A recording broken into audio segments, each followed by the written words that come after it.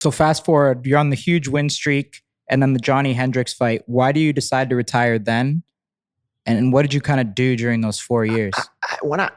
Before I fought Johnny Hendricks, I was going through, I was afraid to talk about it because I thought that people will not respect me and will laugh at me because, they will say, I was going through a depression.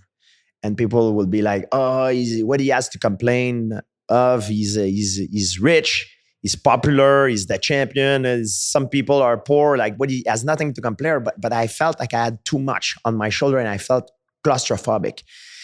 I felt like I couldn't breathe. I had a hard time sleeping at night. I was going crazy. And I was on top of that fighting against performance enhancing drug in the sport. And I felt like the UFC at the time did not have my back. They didn't want it. They didn't want any part of it. And my goal doing like testing, you mean? Yeah, the testing, yes. So you're fighting guys on PEDs? Oh God, like I can't say it's wrong for me to accuse someone because I don't have the evidence. But I'm in the fight game. And in the fight game, among fighter, we know who's who. You know, there's only a few guys that, doctors that do certain things for certain people. So it's a small world. So I know who's who. And to tell you the truth, I never wanted to attack one individual. I wanted to change the system. And I wanted to change the system. I wanted to do it not to hurt the UFC. That was not my goal. I wanted to elevate the UFC, elevate the sport.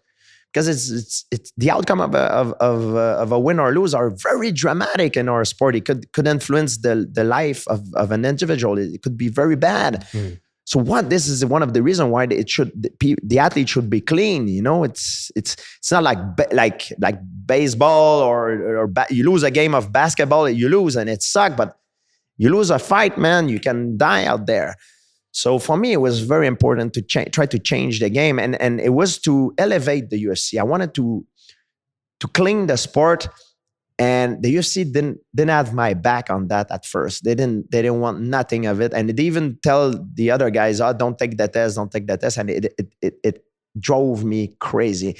And at the time, if I would have if I could go back, I would have hold my stand. I would say, you don't want to do the test. I'm out. I would have even retired before. I was going nuts. And I was afraid to talk about it. And I'm glad that, for example, Tyson Fury come forward. And there's a lot of athletes, sometimes they come forward because it showed that it can happen to everybody. The image that you have of someone is your perception that you have is not sometimes the reality of what's going on. And everybody can have some problem sometimes. Does that put pressure on you to be like, hey, I got to get on PEDs so I can compete with these people?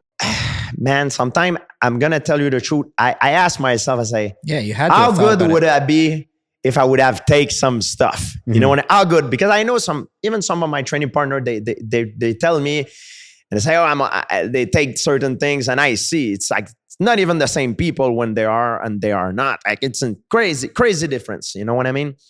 So people that say, it has nothing to do with the performance because I'm the one who threw the punch. I'm like, yes, it has something to do.